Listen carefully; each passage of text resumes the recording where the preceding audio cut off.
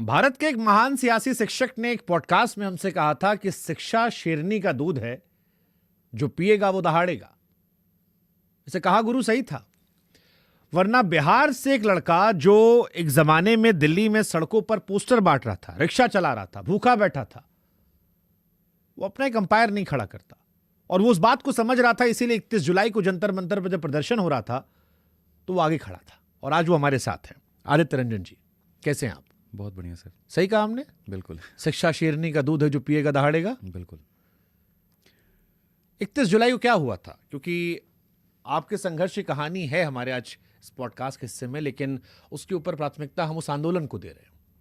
Second half में हम आपके ऊपर बात कर लेंगे, फर्स्ट हाफ में हम बात कर लेते हैं क्या हुआ था। क्योंकि हमने जो देखा वो दुर्भाग्यपूर्ण था, और मैंने अपने एक वीडियो में कहा भी था कि अगर शिक्षक और छात्र दोनों एक साथ सड़क पर चले आए तो फिर देश को सचेत होना चाहिए। समस्या देश की है, समस्या सिस्टम की है, और इससे परेशान होना चाहिए। उस दिन आप लोग क्या क्या परेशान हुए थे? सर हम तो बच्चों के लिए आवाज़ उठाने वहाँ पर गए थे और अपनी डीओपीटी तक बात पहुँचाने गए थे कि मिनिस्टर इस बात को समझ पाएँ कि किस तरीके से बच्चे काफ़ी ज़्यादा परेशान हैं। और बहुत शांतिपूर्ण तरीके से हमने कहा कि 4 शिक्षक को जाने दीजिए, आप मिलने दीजिए। तो उन्होंने ये कहा कि ये सेंसिटिव एरिया है, आप यहाँ पर खड़े भी नहीं हो सकते। तो हमने कहा कि मंत्रियों को हमने चुन करके भेजा, उनके आगे अगर हम बात भी ना कह पाएँ तो ये तो हमारा कोई अधिकार ही नहीं हुआ, फिर हमने क्यों चुन करके भेजा। तो नहीं, सेशन चल रहा है, आप नहीं जा सकते। और फिर कुछ देर के बाद ये कहते हैं कि आप 4 लोगों का नाम लिख करके दो, हम भेजेंगे।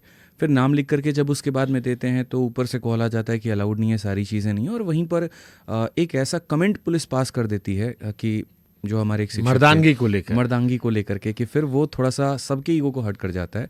ईगो की बात नहीं, मतलब सर वर्दी हमने भी पहनी और हमने अपनी वर्दी उतारी इसीलिए कि हम दूसरों को वर्दी पहना पाएँ।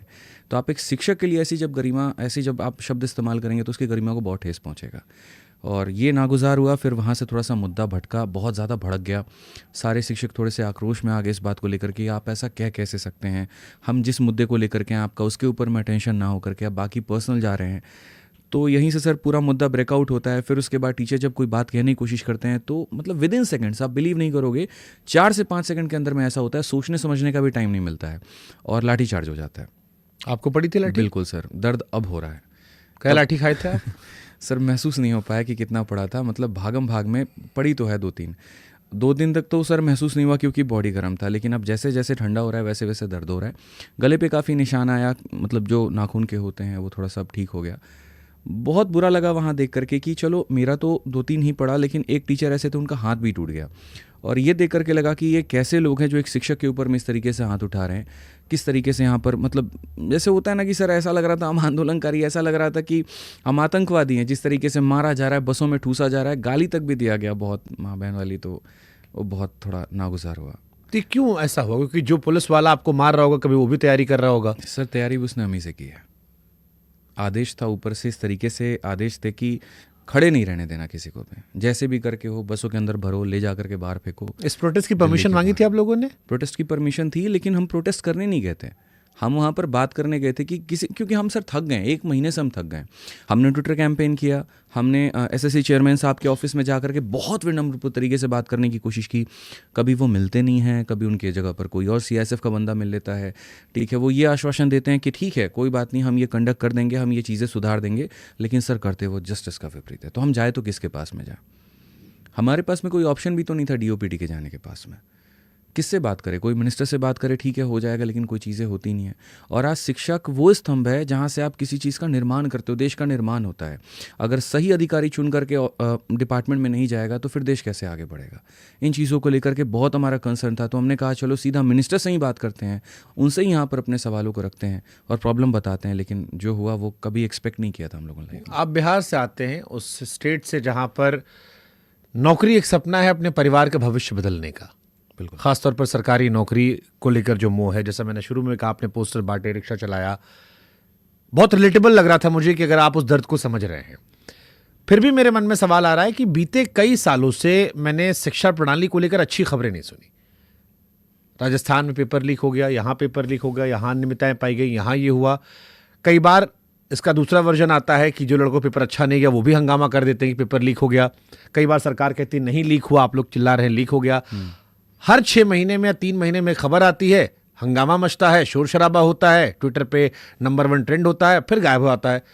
लोग भी कंफ्यूज हैं कि वाकई में असलियत है या अपनी अपनी दुकान चलानी है, क्या चल रहा है ये? सर देखो, हर बार पेपर लीक शब्द जो होता है वो नहीं आता है। अगर आप देखोगे तो हमने कभी ये नहीं कहा कि सीजल 2021 का पेपर लीक हुआ है, कभी ये नहीं कहा कि 22 का लीक हुआ है, 23 का हुआ है, 24 का। लीक शब्द वहीं पर आता है जहाँ कुछ ऐसे सबूत निकल करके आते हैं।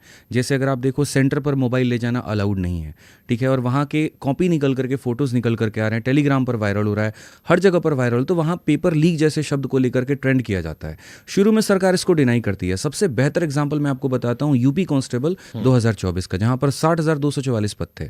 जब पेपर पहले सेंटर से सारे बाहर आने लगे तो सरकार ने कहा कि नहीं ऐसा कुछ भी नहीं है। यूपी भर्ती बोर्ड कहती है ऐसा कुछ भी नहीं है। लेकिन जब धरना होता है, जब उसकी जांच होती है, तो वहां पर वो मानते हैं और बाद में उसको कैंसिल कर देते हैं। तो पेपर लीक को लेकर के कभी कोई बिजनेस करने की कोशिश नहीं करता। अगर पेपर लीक होता है तब ये बात कही जाती है, अन्यथा नहीं कही जाती। हाँ, डिस्टर्बेंस जो होता है सर, वो आए दिन चलता रहेगा। दिल्ली में जो ये प्रदर्शन था, ये खाली एसएससी वालों का था? नहीं, ओवरऑल प्रदर्शन जो था वो एसएससी का भी था, रेलवे का भी था और स्टेट एग्जाम्स को लेकर के भी था, तीनों को लेकर के था। बट वो तो हाईलाइट हुआ ही नहीं सर, इसीलिए हाईलाइट नहीं हो पाया क्योंकि वैसे बात पहुंच नहीं पाई। ज़्यादातर जो शिक्षक थे वो एसएससी के थे, और जो बातें भी उन्होंने कैमरे के आगे रखी या मीडिया बाइट्स के आगे रखा तो वो एसएससी का ही ज़्यादा रखा, तो बाकी बात वहाँ। क्योंकि मैंने जब सोशल मीडिया पर एक हैशटैग लगाया था तो मुझे कई बच्चों ने कहा कि सर ये एसएससी का सिर्फ नहीं था, पोस्टर बांटना, रिक्शा चलाना, भूखे पेट सोना, वो ज्यादा दर्दनाक था, या फिर 31 जुलाई को जो आपके साथ हुआ? दोनों अपने अपने जगह पर सर थे, लेकिन पहला वाला जो था वो हील तब हो गया जब हमने लाइफ में कुछ पा लिया। तो ऐसा लगता है कि हाँ वो एक संघर्ष था और उसको सुन करके, उसको याद करके खुशी मिलती है। लेकिन जो अभी दूसरा वाला इंसिडेंट हुआ सर, उसको अगर याद करे और अगर वो रिजल्ट में कन्वर्ट ना हो तो उसको दुखी माना जाएगा। अगर मेरे उतना करने से अगर मान लीजिए कि एसएससी एडिक्यूटी में सुधार लेकर के आ जाती है, चीज़ें बदल जाती है, तो मैं इसको बहुत दर्दनाक नहीं मानूंगा।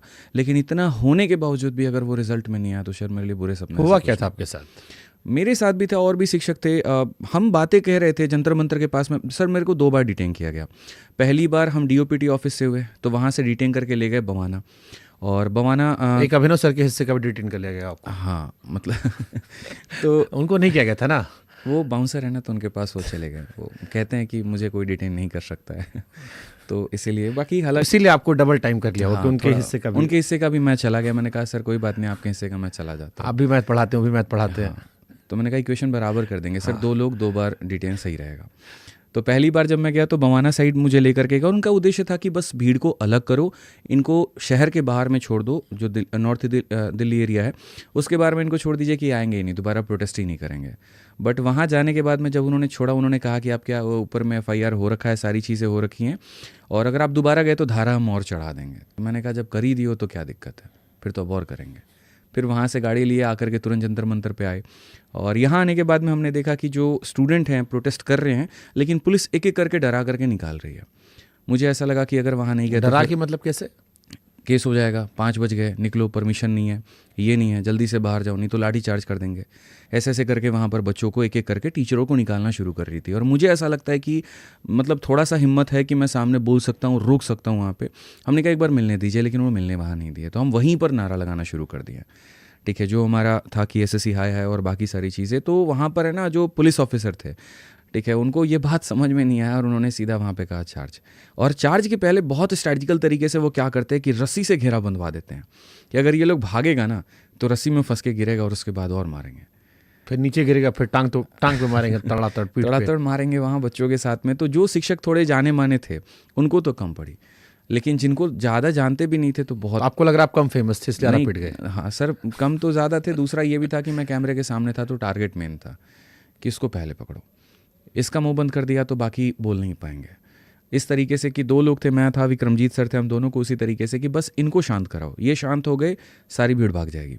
और इसी वजह से फिर उसके जो 4-5 लोग लगे सर उठाने में, ऐसे भी नहीं कि हाँ मतलब चले जा रहे हैं उठ करके, एक बार में पकड़ के लेके जा रहे हैं, हम नारेबाजी वहाँ पर कर रहे हैं, बहुत गंदे तरीके से बस में ढकेला, पूरा गले वाले से ये सारा छिल गया पूरा। और जाने के बाद में अंदर गाली वाली भी थी और बस के शीशे भी तोड़ दिए।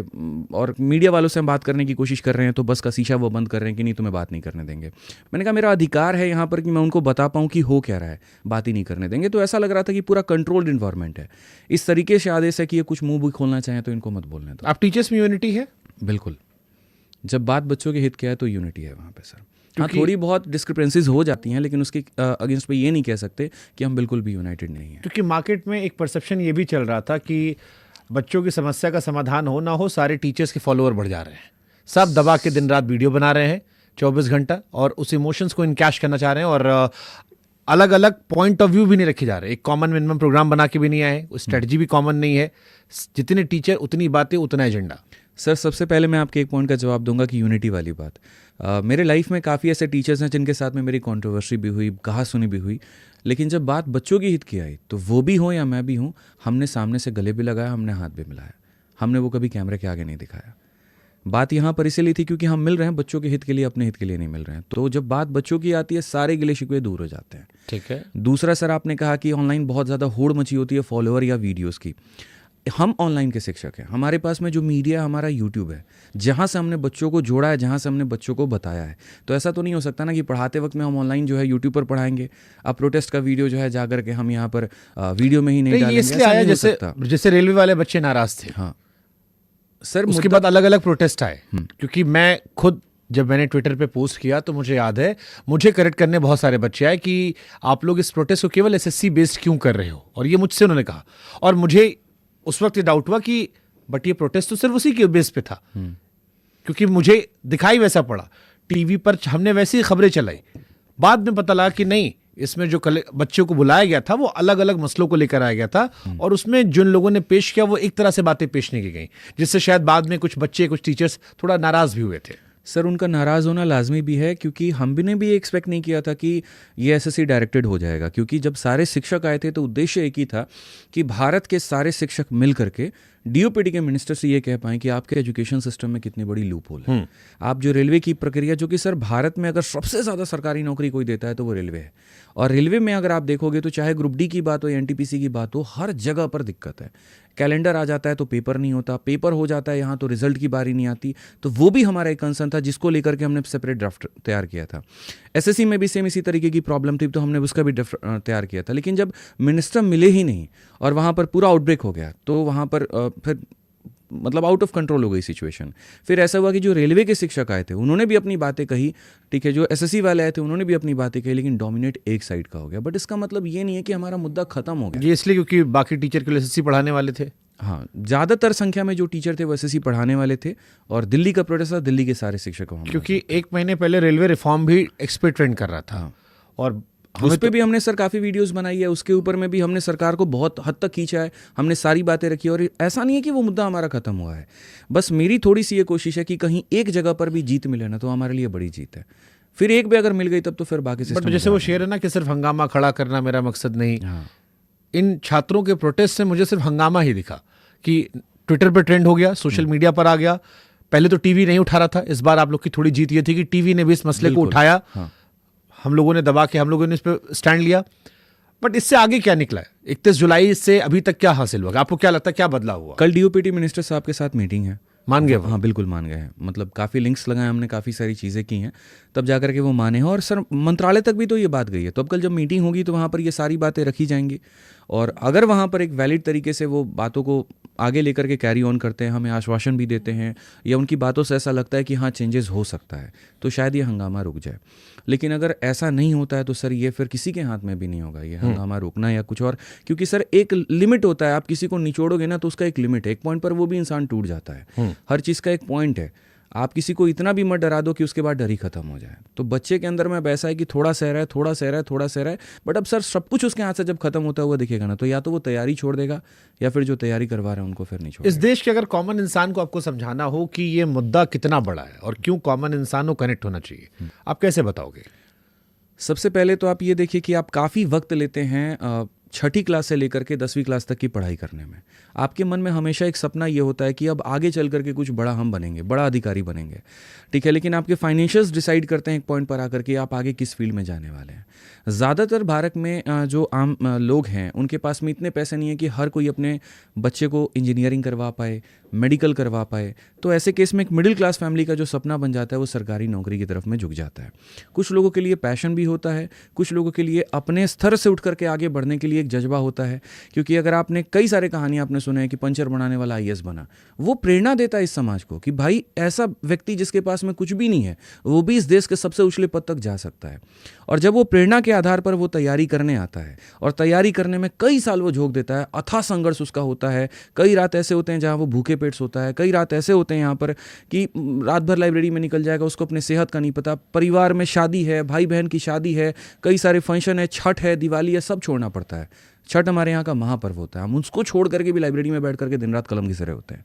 और इतना मेहनत करने के बाद में जब आप जाते हैं और आपके साथ पेपर में नाइंसाफ़ी होती है, सिर्फ 2 मिनट आपका माउस काम नहीं करता, मैं कहता हूँ सर 30 सेकंड अगर आपका माउस काम नहीं किया ना सर आप फेल हो, बाहर हो आप। जनरल कंपटीशन है ये, यहाँ पर फाइट सेकंड का है, यहाँ पर फाइट नॉलेज का नहीं है। अगर हम एसएससी बाकी परीक्षाओं की बात करें, एक एक सेकंड बहुत मायने रखता है। मैं हर वक्त पढ़ाते वक्त भी ये बात कहता हूँ कि भाई मैं तुम्हें किसी क्वेश्चन को 10 सेकंड में भी उड़ाना सिखा दूंगा, क्योंकि मांगता ही सर ये तैयारी वही है। और काबिलियत होने के बाद सिस्टम के फेलियर की वजह से अगर वो बच्चा आगे नहीं बढ़ता है तो सर वहाँ पर 1 या 2 दिन बर्बाद नहीं होते, पूरा पूरा 1 साल बर्बाद होता है। और हर किसी के पास में इतना पेशेंस नहीं है कि वो वापस से तैयारी कर पाए, इसलिए लड़कियों के पास में तो बिल्कुल भी नहीं। सर मेरी स्टूडेंट थी कि यहाँ पे बहुत टैलेंटेड है, लेकिन वो हमेशा एक बात कहती थी कि सर देखो मेरे पास में 6 महीने, नहीं तो मेरे घर वाले शादी करा देंगे। वो बहुत बढ़िया तरीके से तैयारी करके गई, लेकिन सेंटर पर जाने के बाद में सर्वर काम नहीं किया। टैलेंटेड है, सारी चीज़ें हैं, लेकिन घर वाले पेशेंस नहीं रख सकते थे और उसकी शादी हो गई। और शादी होने के बाद में जो उसके लाइफ में हुआ सर वो नेक्स्ट लेवल का था, एक सुसाइडल पॉइंट तक वहाँ पर हुआ पाई। तब मैं बैठ करके एक दिन सोच रहा था कि काश अगर थोड़ा सा जो है उस दिन गलती नहीं हुआ होता तो आज एक बड़ी अफसर होती और परिवार बढ़िया से चला पाती। तो इसका एक इम्पैक्ट बहुत लार्जर लेवल पर हो सकता है अगर आपकी तैयारी को, अगर आपके मेहनत को एक सही दिशा ना मिले और सिस्टम के फेलियर की वजह से अगर आप खत्म हो जाए। भारत में क्योंकि आपने कहा कि ये प्रोटेस्ट जो था ये अलग अलग कॉम्पिटिटिव एग्जाम्स को लेकर था, बिल्कुल किस किस तरह की समस्या छात्रों को आ रही है आज के दौर में? सारे तरह के एग्ज़ाम्स हैं। अगर हम शुरू करें तो सर पहले तो रेलवे हो जाता है, फिर उसके बाद में एसएससी हो जाता है, उसके बाद में स्टेट एग्जाम्स भी हो जाते हैं। बहुत बुरी हालत है। आप ऐसे मान करके चलिए कि रेलवे में आज आप जाते हैं, आपको दिखता है कि काफ़ी सारे काम रेलवे स्टेशन पर भी हो सकते हैं, ट्रेन के अंदर भी हो सकते हैं, डिपार्टमेंट में भी हो सकते हैं। इतने सारे एक्सीडेंट हो रहे हैं सर, कभी पीछे लोगों ने जानने की कोशिश की है कि क्यों हो रहा है? लोग नहीं है उतने। हम हर चीज़ धीरे धीरे प्राइवेटाइज करते जा रहे हैं। सफाई वाला चाहिए तो हमने जो है सुलभ इंटरनेशनल को टेंडर दे दिया, बाकी चाहिए तो हम थोड़ा थोड़ा करके प्राइवेटाइजेशन कर रहे हैं। आप प्राइवेटाइजेशन करो, कोई दिक्कत की बात नहीं है, लेकिन लोगों के साथ आप कॉम्प्रोमाइज़ क्यों कर रहे हो? आपने हाल फिलहाल एक घटना सुनी जहां पर 2 ट्रेन के बीच में एक व्यक्ति दब करके मर गया। क्यों? लैक ऑफ ट्रेनिंग थी, वहां लोग नहीं थे। तो ये मुझे लगता है कि जब आपके पास में लोगों की कमी, आप डिपार्टमेंट इस बात को जानती है, उसके बाद भी भर्ती निकालती है। अब आपको मजे की बात बताऊं, रेलवे ग्रुप डी में पहले मान लीजिए 20,000 की भर्ती आती है, और उसके बाद में क्या होता है कि जब बच्चे इसके लिए प्रोटेस्ट करते हैं तो तुरंत उसको बढ़ा के 50,000 कर दिया जाता है। सर या तो भर्ती 50,000 होनी ही नहीं थी, लेकिन अगर मान लीजिए कि प्रोटेस्ट के बाद में वो 50,000 कर रहे हैं, इसका मतलब उतने लोगों की जगह खाली थी, तब तो वहां पर उन्होंने 50,000 किया। वो तो लाखों नौकरियां खाली वहां पे। तो सर वो कॉम्प्रोमाइज क्यों कर रहे हैं? अगर मैं आपको डेटा बताऊं तो 2014 से लेकर के 2022 तक में लगभग 10 करोड़ फॉर्म भरे गए और नौकरी सिर्फ 7 लाख मिली है। और 10 करोड़ से भी ज़्यादा मैं आपको बता रहा हूँ, इतने सारे। और सरकार क्या करती है कि नाम दे देती है कि हमने रोजगार दिया। अब 2 दिन में आपने किसी को काम दिया ना, कोई छोटा सा, मान लीजिए मनरेगा के अंदर भी अगर किसी को काम मिला है तो वो भी एक तरीके से नौकरी मानी जा रही है, जबकि ये गलत है। हम बिहार में ही बात कर ले कि सरकार ने पिछले मैनिफेस्टो में 50 लाख नौकरियों की बात की थी, लेकिन उतनी भर्तियां निकली कहाँ? किसी छोटे काम को जोड़ करके आप नौकरी नहीं कह सकते। तो रेलवे पूरी चरमराई है। जितने लोगों की आवश्यकता है उतनी भर्तियां नहीं निकल रही हैं और उतनी भर्तियां नहीं हो पा रही हैं, जिसके कारण हम धीरे धीरे और डाउन। नहीं, मेरा सवाल जो था वो ये था कि जो अलग अलग नौकरियों के एग्जाम्स जो हो रहे हैं वहां पर छात्रों को किन किन तरह की समस्याओं का सामना करना पड़ा है जिसकी वजह से ये पूरा प्रोटेस्ट चल रहा है? सर एक एक करके उसमें हम लोग अलग अलग एग्जाम्स की बात करते हैं, क्योंकि हर एग्जाम की कहानी अलग है। ठीक है। सबसे पहले अगर हम रेलवे की बात करें तो रेलवे में पहले तो 3 साल तक कोई पेपर ही नहीं हुआ। ठीक है, मतलब आया ही नहीं। फिर बहुत ज़्यादा हंगामा हुआ, काफ़ी सारी चीज़ें हुई, जो आप कहते हैं ना कि अक्सर बच्चे हंगामा करते हैं, वो हंगामे के कारण ही फिर उसके बाद में रेलवे मंत्री आते हैं और वो ये कहते हैं कि अब हम हर साल रेलवे का कैलेंडर निकालेंगे। मज़े की बात ये होती है कि हम सब आश्वासित हो जाते हैं कि चलो पेपर टाइमली होगा, और कैलेंडर आ जाता है और कैलेंडर में एग्जाम्स के नाम भी दे दिए जाते हैं और मंथ दे दिया जाता है। बच्चे इस बात पे खुश हो जाते हैं कि चलो पेपर होगा, लेकिन सर एक पेपर 3 भाग में होता है। रेलवे है तो रेलवे CBT 1 NTPC का CBT 1 भी होगा और CBT 2 भी होगा, प्री और मेंस एक तरीके से आप कह लीजिए।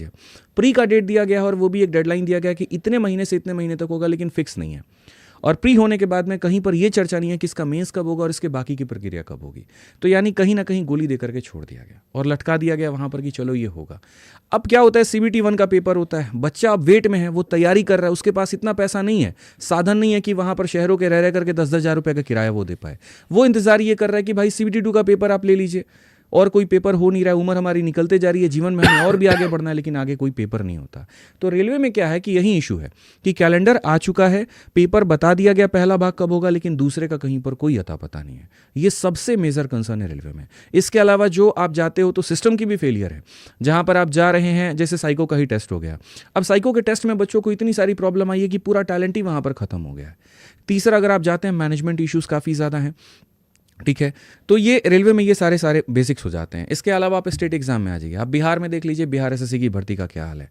2014 की भर्ती जाकर के 2022 में पूरी हुई थी पिछली, और उसमें भी 2 बार पेपर लीक हो गया था।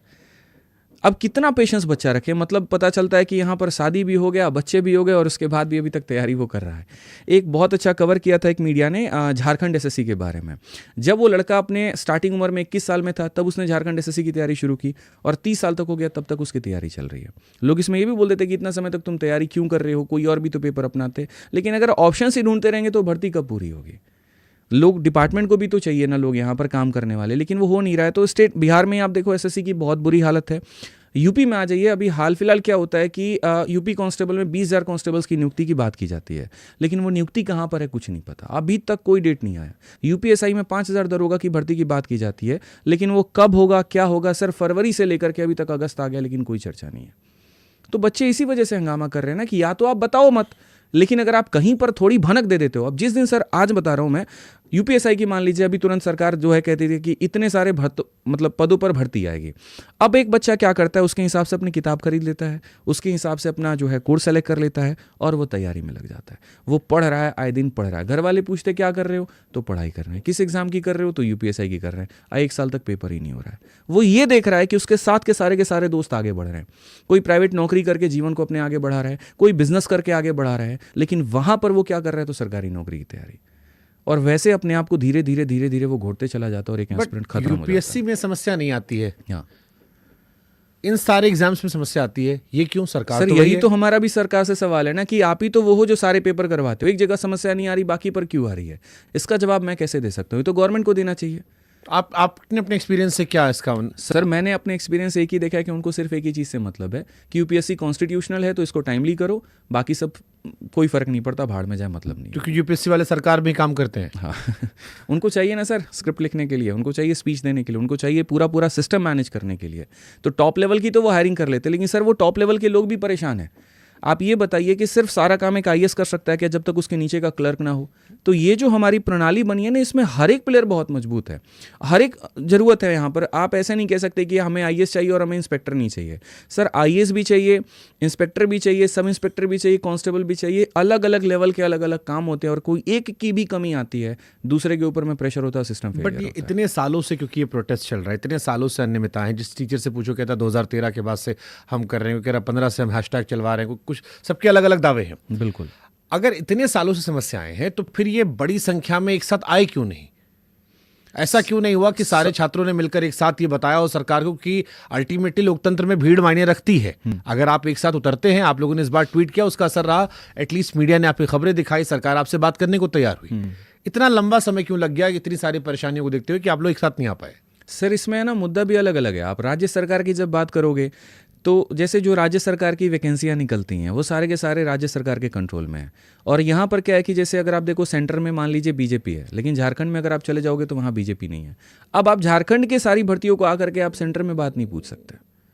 तो राज्य की जो भर्ती हैं आप वहाँ पर राज्य सरकार से ही सवाल कर सकते हैं, उसके ऊपर में ही पूछ सकते हैं। बीपीएससी का प्रोटेस्ट कभी ऐसा नहीं हो सकता कि दिल्ली में हो या झारखंड में हो, ये नहीं हो सकता। बीपीएससी का होगा तो पटना में ही होगा। तो जो मेजर मार मार के पीठ पूरा पायदान बना दिया था। सर यही तो दुर्भाग्य है इस देश का। तस्वीरें देखी थी मैंने, बड़ा दुर्भाग्यपूर्ण था। पानी के बौछारें और देश का लाठी मार मार के लड़कियों को भी मारा गया और दौड़ा करके मारा गया। कहीं ये नहीं देखा गया कि यहाँ पर वो एक लड़की है, थोड़ी सी रियायत उसको भी दे दी जाए, वो कोई आतंकवादी नहीं है। सर वो तैयारी करने वाली एक छात्रा है जो सिर्फ इस नारे पर आई है बेटी बचाओ बेटी पढ़ाओ, लेकिन वो नारा दूर दूर तक बस किताबों में रहा। तो फिर ये हो क्यों हकीकत में मतलब ये समस्या क्यों हो? इसके मूल जड़ क्या है इसकी? सर या तो सरकार ये कह दे कि हम चाहते ही नहीं है भर्ती निकालना, तो लोग ये मान करके बैठ जाएं और पकौड़े छान करके अपना बिजनेस शुरू कर दें। नहीं तो अगर वो इस बात का आश्वासन देती है कि हमें भर्तियाँ पूरी करनी है तो उसको निष्पक्ष कराए। हम भी बस यही बात कहते हैं कि आप ऐसा कर क्यों रहे हो। बट क्या ये संकेत है सरकार की तरफ से कि उनकी प्रायोरिटी में ये गवर्नमेंट जॉब्स नहीं है, वो चाह रहे हैं कि इधर इन्वेस्ट कम करें? वो सर प्रायोरिटी में तो ये नहीं कह सकते कि उनके प्रायोरिटी में है कि नहीं, मतलब मेरा ये है कि मैं आपको कैसे समझाऊं भाई। क्या आपको लगता है कि सरकार बजट में कटौती के चलते सरकारी नौकरियों से ध्यान हटा रही है? क्योंकि अग्निवीर के इशू में भी यही सवाल आए थे कि क्यों किया जा रहा है, तो युवा की बजट बहुत ज़्यादा जा रहा है, कुछ लिमिटेड लड़के लाएंगे, छांट के लाएंगे, यहाँ पर भी हो रहा है, पेंशन पहले सरकारों की प्रायोरिटी में नहीं रहा। क्या बढ़ती आबादी और उसके चलते बढ़ता बजट सरकारी नौकरियों का, क्योंकि प्राइवेट नौकरी में सस्ते में निपट जा रही सरकार, ये रीज़न हो सकता है? बट ये वो कह नहीं सकते। एक ये रीज़न तो है, लेकिन आपके पास में एक डेटा भी होना चाहिए। हालांकि पिछले 2 सालों में सरकार ने बिल्कुल भी डेटा जाहिर नहीं किया है कि वो कितनी वैकेंसी उन्होंने निकाली है केंद्र के अंदर में, उसमें से कितनी भर्तियां पूरी हुई हैं और कितनी लटकी हुई हैं। तो बिल्कुल भी एक कारण ये हो सकता है यहाँ पे, और इसके ऊपर मैं कहीं पर भी बिना रिपोर्ट के मुझे लगता है कि बात करना सही नहीं होगा। नहीं, क्योंकि मैंने एक पॉडकास्ट किया था मध्य प्रदेश के मुख्यमंत्री के साथ, और बार बार मैं कोट करता हूँ उस पॉडकास्ट को। मैंने उनसे स्पष्ट शब्दों में सवाल पूछा था, तो उन्होंने कहा कि सरकारी नौकरियां हमारी प्रायोरिटी में नहीं है, हम चाहते हैं कि हम आपकी स्किल बढ़ा दें। और मैं सरकार के जितने स्टेटमेंट सुनता हूँ, क्योंकि as a journalist between the line पढ़ना भी ज़रूरी होता है, तो उसमें लगता है कि बार बार स्किल इंडिया या स्टार्टअप की बातें वो करते हैं, सरकारी नौकरियों पर वो जोर कम देते हैं। उनके संवादों में या उनके भाषणों में भी वो शब्द कम सुनाई पड़ता है, जबकि हिंदुस्तान में माइंडसेट सरकारी नौकरी का। और मोहन यादव से बातचीत में उस पॉडकास्ट में स्पष्ट शब्दों में कहा कि हमारे यहाँ हम सबको सरकारी नौकरी नहीं दे सकते, आपको भी अपनी प्रायोरिटीज चेंज करनी पड़ेगी। सर अब एक बात बताओ, मज़े की बात यहाँ पर यह है कि जहाँ एक तरफ सरकार स्किल इंडिया और बाकी सारे प्रोजेक्ट लेकर के आती है, जहाँ पर बढ़िया तरीके से कोचिंग उनके अनुसार दिया जाता है, फ्री में दिया जाता है, लेकिन बच्चा वहाँ पर नहीं जा रहा है। और दूसरी तरफ जहाँ पर पैसे दे करके उसको पढ़ना पड़ रहा है, वो वहाँ जा रहा है। इसका मतलब साफ अक्षरों में ये दिखता है कि जो वो तैयारी करवा रहे हैं वो परिपूर्ण नहीं है। अगर उनका स्किल इंडिया प्रोजेक्ट अगर अपने आप में बहुत हिट है, अगर वो बहुत बढ़िया तरीके से लोगों को सिखा करके जीवन में आगे बढ़ रहे हैं, तो बच्चा धीरे धीरे ऑटोमेटिक यहाँ से छोड़ करके वहाँ आगे बढ़ेगा। लेकिन सर प्रॉब्लम क्या हो रही है, गवर्नमेंट तो ये सोच रही है कि हम लोगों को स्किल दे देंगे, उनको अपने सशक्त बना देंगे, आत्मनिर्भर कर देंगे और धीरे धीरे इसको कम कर देंगे। तो सर यहीं पर प्रॉब्लम आ जा रही है, वो सोच में प्रॉब्लम आ जा रही है। या तो पहले को इतना बेहतर कर दो कि दूसरे की आवश्यकता ना पड़े। आपने पहले का जुमला दे दिया और कुछ किया भी नहीं, तो जाहिर सी बात है ना, लोगों का रुझान इसकी तरफ में जाएगा और यहीं पर सारा का सारा गड़बड़ी निकल के आ रहा है। इस कंपनी से क्या दिक्कत है आप लोग को, एडुकेटी? सर हमें कोई दिक्कत नहीं है। नहीं, क्योंकि आपकी एक वीडियो मैंने सुना, आपने कहा इसको हटाओ, टीसीएस लाओ। सर शुरू में क्या लग रहा था कि जो पेपर हुआ हमारा, और हमारे इमोशंस भी जुड़े हुए थे, 2018 के बाद से सारे के सारे पेपर जो एसएससी के करवाए हैं वो टीसीएस ने कंडक्ट करवाए हैं। उसके बाद में उसका टर्म जो होता है 2024 में ख़त्म हो जाता है, उसके बाद भी वो उसको खींचते हैं, 25 तक लेकर के जाते हैं, क्योंकि एसएससी को वेंडर नहीं मिलता है। 25 में बिडिंग होती है और उसमें बिडिंग में जो टीसीएस का कॉस्ट है वो 350 के अप्रॉक्स में जाता है। एडिक्विटी का कॉस्ट जो है वो 200-250 के बीच में वहाँ पर जा रहा होता है। उसके बाद में एडिक्विटी टेंडर जीत लेती है, पेपर कराने का सारा जिम्मा उसके पास में आ जाता है। पेपर जब उसके बाद शुरू होता है ना, सिलेक्शन फेज 13 का, तब उसका असली रूप देखने को मिलता है। ऐसी जगह पर वो सेंटर डालते हैं। मैं आपको पूरा सिनेरियो समझाता हूँ। मान लीजिए कि 100 बच्चे हैं। 100 बच्चे के केस में क्या होता है कि 30 बच्चों का सेंटर इन्होंने ऐसी जगह पर दे दिया जहां बच्चा पहुंच ही नहीं सकता है, जिसमें से कुछ बच्चों का सेंटर अंडमान निकोबार था। 100 रुपये फॉर्म की फीस है और अंडमान निकोबार जाने के लिए उसको जो है 20-30 हज़ार रुपये खर्चा करना पड़ेगा। अगर इतना पैसा होता तो वो सरकारी नौकरी की तैयारी क्यों करता। इस फॉर्म में लड़कियों का फीस कोई होता ही नहीं है, फॉर्म भरने का कोई पैसा नहीं लगता है, लेकिन पेपर देने के लिए पता चल रहा है कि यहाँ पर जो कुछ गिरवी रख करके पेपर देना जाना पड़ेगा। इससे उनका फायदा क्या हो रहा है? इससे सर उनके पास सेंटर ही नहीं है ना, एडिक्विटी के पास में सेंटर ही नहीं है। बात तो अब एक्सपोज हुई जाकर के एडिक्विटी कि उसके पास में इतने पर्याप्त सेंटर ही नहीं है कि लोगों को उनके अलॉटेड 3, जो सर हम फॉर्म भरते हैं तो 3 प्रेफरेंस मांगे जाते हैं, फर्स्ट सेकंड थर्ड, तीनों प्रेफरेंस में से कोई भी नहीं मिलता है और बच्चे को 400-500 किलोमीटर दूर जाकर सेंटर दिया जाता है। कारण ये क्योंकि एडिक्विटी के पास में सेंटर नहीं है। तो पहला वहाँ पर एडिक्विटी वहाँ एक्सपोज होती है। दूसरा उसके बाद में एक्सपोज होती है सिक्योरिटी फेलियर में। मान लीजिए कि कोई बच्चा सेंटर पर पहुंच रहा है और पहुंचने के बाद में क्या होता है कि आपकी मोबाइल की चेकिंग होनी चाहिए। मतलब जस्ट पेपर के होने के 2 दिन पहले 35 पॉइंट्स का एक नोटिस जारी करती है एसएससी, और जिसमें साफ लिखा होता है कि आप मेटल की चीज़ें पहन के नहीं जा सकते, नोस्पिन पहन के नहीं जा सकते, आप मोबाइल कैरी नहीं कर सकते, आप डिबार हो जाओगे। और ऐसा करके बच्चों को पूरी तरीके से वो धमका देती है। लेकिन जब सेंटर पर जाते हैं सिक्योरिटी गार्ड ही नहीं है चेक करने के लिए। जो 3-4 लेयर ऑफ सिक्योरिटीज होते हैं उसमें सिर्फ एक गार्ड है, और ऐसे सेंटर्स पे तो गार्ड देखे सर एक हाथ में सिगरेट फूक रहे हैं और एक हाथ में एडमिट कार्ड देख करके जा रहे हैं। मतलब 16, 17 साल के लड़कों को सिक्योरिटी गार्ड बना रखा है, जिनको ये तक नहीं पता कि चेक कैसे करते हैं। सोचिए सेंटर के अंदर जब बच्चा पेपर दे रहा है तो उसकी वीडियो बाहर कैसे आ जा रही है। यानी मोबाइल अलाउड है, मोबाइल बच्चा लेकर के जा रहा है, देख रहा है, वीडियो बना रहा है, सारी चीज़ें हो रही हैं। तो एकदम चरमराई व्यवस्था थी सिक्योरिटी की। तीसरा जो एग्जाम सेंटर्स के लोकेशन भी थे, आप ऐसी जगह पर उन्होंने लोकेशन दिया, खेतों के बीच में दे रखा है कि वो बहुत आराम से वो सेंटर कॉम्प्रोमाइज़ हो सकता है, बहुत तरीके से कॉम्प्रोमाइज़ हो सकता है। नीचे यहाँ पर आटा चक्की चल रहा है और ऊपर में सेंटर, और सेंटर पता है सर कैसे मिला है? किसी के पास में 20 सिस्टम है, साइबर कैफ़े वो चला रहा था, उसने क्या किया कि एडिक्विटर के साथ में टाई अप कर लिया, एडिक्विटी ने 10 लाख में 12 लाख में उसको सेंटर दे दिए, और अब यहाँ पर एसएससी जैसे बढ़िया पेपर उसके पास में हो रहा है। टेक्निकल इश्यूज़ हैं, वाईफाई उनके इतने स्ट्रांग नहीं है, सर्वर इश्यूज़ है वहाँ पे, ये सारा का सारा जो इशू निकल करके आना सिलेक्शन फेज 13 में, इसने एडिक्विटी को एक्सपोज किया, और तभी हमने कहा कि एडिक्विटी नहीं चाहिए। इसके अलावा पवन गंगा जैसा एक सेंटर होता है, सुबह में बच्चा वहाँ पेपर देने जाता है, और पेपर देने के बाद में पता चलता है कि 1.5 घंटे तक तो पेपर ही नहीं हो रहा। फिर एंट्री जब उनकी कराई जाती है और जा करके वो पेपर देने की कोशिश करते हैं, बीच में सर्वर ठप हो जाता है। 4 घंटे के बाद में बच्चे वहाँ से निकल रहे हैं, और एट द एंड में पवन गंगा के बाहर ये नोटिस लग जाता है कि हम आज नहीं, कल नहीं, अगले 3 दिन तक पेपर कंडक्ट नहीं कराएंगे। ऐसे हालत में बच्चा पैनिक नहीं होगा तो और क्या होगा? उसको तो ये समझ ही नहीं आएगा कि उसका पेपर दोबारा कब होगा भी कि नहीं होगा, और ऐसे पूरा ये सिचुएशन को आउटब्रेक कर देता है। टीसीएस के समय में ये चीज़ नहीं थी, इसी वजह से शुरू में जो है लोगों ने ये कहा कि टीसीएस लाओ, लेकिन बाद में हमने एसएससी से भी कहा कि हमें कोई टीसीएस लाने की डिमांड नहीं है, क्योंकि एसएससी ने नोटिस में ये जारी कर दिया और न्यूज़ में ये बयान दे दिया कि जो है ये लोग सारे के सारे टीसीएस के द्वारा फंडेड हैं। हाँ, मतलब टीसीएस इनको फंड कर रही है कि तुम प्रोटेस्ट करो एडिक्विटी के अगेंस्ट यहाँ पे। तो हमने सीधा कहा भाई हमको टीसीएस भी नहीं चाहिए, हमें बस तुम एक कोई भी साफ सुथरा वेंडर ला करके दे दो जो पेपर कंडक्ट कराए। हमारा सगा ना एडिक्विटी है, ना हमारा सगा टीसीएस है, हमारे सगे बच्चे हैं, उनके साथ में गलत ना, उनका पेपर सही तरीके से। Isn't that unfortunate? क्योंकि बीटेक जो लोग करते हैं, आईटी के IEEE के एग्जाम होते हैं, यूपीटी के एग्जाम होते हैं हमारे यहाँ पे, हमें कभी सोचा भी नहीं कि कौन एग्जाम करवा रहा है। फर्क नहीं पड़ता सर, हमारा मकसद था सेंटर कहाँ मिला, वहाँ गए, पेपर दिया, लौट आए। सर हमें तो ये बस भी हम गाली इतनी देते थे कि यार इस सेंटर में हमारे यहाँ पानी अच्छा मिल रहा था, वॉशरूम साफ सुथरा था, वहाँ थोड़ा सा कूलर पंखा की इशू था, कहीं कहीं किसी अच्छा मिल गया। सर सेंटर पे तो ये सारे इश्यूज थे, बट सरकारी नौकरी जो तैयारी करता है ना सर बच्चा, जनरली 90% वो अपने लाइफ में इतना कॉम्प्रोमाइज़ करके चल रहा है कि उसके पास में, मतलब हम जब अपनी तैयारी करते थे सर, 1500 रुपये की फोल्डिंग आती थी, अब मुझे उसको खरीदने में भी बड़ा मुंह लगता था। 300 रुपये का गद्दा लेके आएंगे, बिछा के सो जाएंगे, बोले काम सस्ते में निपट गया। तो वैसे हैं कि हाँ भैया एसी तो जीवन में हमने कभी ये तैयारी में देखा ही नहीं कि एसी होता क्या। पंखे लगा दिए, 2-4 रूममेट लोग हैं, मिल करके रूम शेयर कर लिए, रेंट बांट लिए, तो इस तरीके से हमारे हालात बढ़े हैं। मतलब पनीर भी हमारे यहाँ हफ्ते में एक ही बार बनाएंगे, हम लोग इतना कॉम्प्रोमाइज़ करके अपना लाइफ जीते थे। तो वो सेंटर पे जाता है तो वो ये नहीं दिखता पंखा बहुत बढ़िया चाहिए, बट उसका इतना तो डिमांड रहता है कि जब टाइपिंग करवा रहे हो कीबोर्ड से तो इतना सस्ता कीबोर्ड भी मत दे दो कि वो मेरे टाइपिंग के स्किल को खत्म कर दे। मेरे टैलेंट वहाँ पर तुम्हारे इंफ्रास्ट्रक्चर से अगर खराब हो रहा है तो मेरा जीवन वहाँ व्यर्थ है। वो निकलने के बाद उसके दिमाग में यही चलता है, क्योंकि साल भर की मेहनत है, साल भर की मेहनत है, कड़ी तपस्या है, जीवन के कई सारे त्याग है, और वो जाकर के खराब हो जाता है सर्वर पे। तो उसकी ये डिमांड है कि अपन अपना इंफ्रास्ट्रक्चर अच्छा रखिए, जिससे जो सही हकदार है उसको वो नौकरी तो मिले। ये रिसेंटली परेशानियां शुरू या पहले से चल रही थी? पहले से चल रही थी, काफ़ी मतलब टीसीएस के समय ही परेशानी थी। जैसे कीबोर्ड के इश्यूज थे, वहाँ बच्चे टाइपिंग देने जा रहे हैं कीबोर्ड में। अब सर कीबोर्ड में अपना जब पेपर देने गया था, उल्टा करके उसको झाड़ रहे तो अंदर से कीड़े निकल रहे हैं। अब ये समझना चाहिए था। तो हम ये सारी बातें हमने उस समय चेयरमैन साहब के आगे रखी थी। उन्होंने कहा भी था कि आगे इश्यूज नहीं आएंगे, लेकिन मतलब और ब्लंडर हो गया जो हमने लाइफ में एक्सपेक्ट नहीं किया था। एक साधारण बच्चे को एसएससी सीजीएल क्रैक करने में कितना टाइम लगता है? औसतन कम से कम 1 साल। ये मैं आपको मिनिमम बता रहा हूँ, वो भी तब जब वो बच्चा काफ़ी टैलेंटेड है, बीटेक कर चुका है, या मतलब अच्छा उसका बैकग्राउंड, ग्रेजुएशन का काफ़ी अच्छा बैकग्राउंड है, काफ़ी मेहनती भी है, और साथ में साथ उसका लक भी उसके साथ में। और नहीं तो सर ज़्यादा तो ज़्यादा हम कह ही नहीं सकते।